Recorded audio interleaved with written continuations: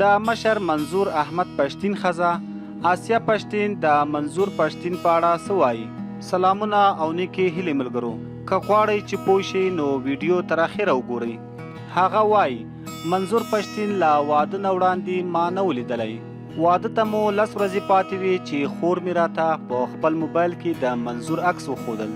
خړ پړ او ساده انسان و. هغه وخت دومره مشهور هم نه و او ډیره زیاته خفه شوم چې د ده سره به زما ژوند څنګه تیریږي. کله چې مو په 2019 میلادي کال کې واده وکړ خبره بل ډول شوه. پښتين د لوړې حوصلې او ژور فکر لرونکی انسان و. نو اوس د خدای شکر وباسم چې له یو داسې مشهور شخص سره مې واده شوی دی. د ګلورینې په نوم 3 کلنه لور او 9 میاشتنی زوی هیواد لرو. زه ترې هیڅ وخت ګیله نه کوم چې ما ته ولې وخت نه راکوي او نه هم ترې ډول ډول فرمایشونه کوم، ځکه منظور اوس یوازې زما منظور نه بلکې د لکونو پښتنو ورته سترګې دي. ما ته اکثره وایي چې په تفریحي سفر ځو، زه ورسره نه ځم.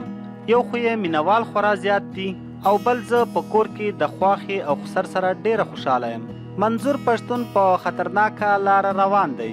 لحظه لحظه یې سر ته خطر دی، خو مرګ په نیټه دی. په جنگ کې هم سړي ته راځي او په بستره کې هم. زه یې هیڅکله هم د خپلو کارونو نه منع کوم بلکې ډاډ ورکوم.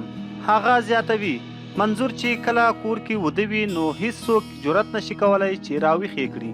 کوم خلک چې په منظور پښتون تورونه لګوي که هغوی له نږدې وکتل نو پښیمانه به شي چې دا په پښتنو مین با احساسه ځوان خو د تورونو لایق نه دی. موږ پخوانی ساده ژوند تیروو خو ټوکې مو هغه شان ګل کړي پردې اوس هم ځوړندې دي.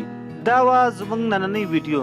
تاسو د منظور پښتون په اړه او زموږ د نننۍ ویډیو په اړه څه نظر لرئ؟ موږ ته یې په کمنټ کې ولیکئ. تر بلې ویډیو مو په لوی او بخښونکي رب سپارم.